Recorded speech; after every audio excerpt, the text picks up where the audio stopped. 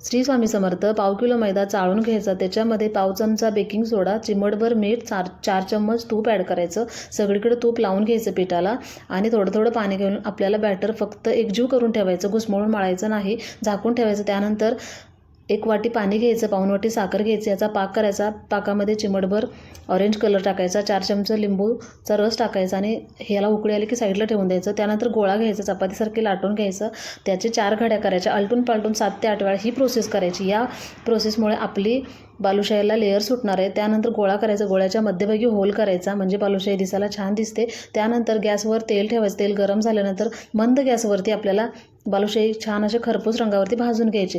पाक थंड झाल्यानंतर गरम गरम बालुशाही त्याच्यामध्ये टाकून द्यायचे, एक एक सोडून आणि पलटी करून द्यायचं. 1 तासानंतर पुन्हा भिजल्यानंतर आपले बालुशाही चेक करायचे. पूर्ण पाक खेचून घेतलेला आहे आणि आपले परफेक्ट बालुशाही तयार झाले आहेत. व्हिडिओ आवडला तर लाईक करा. धन्यवाद.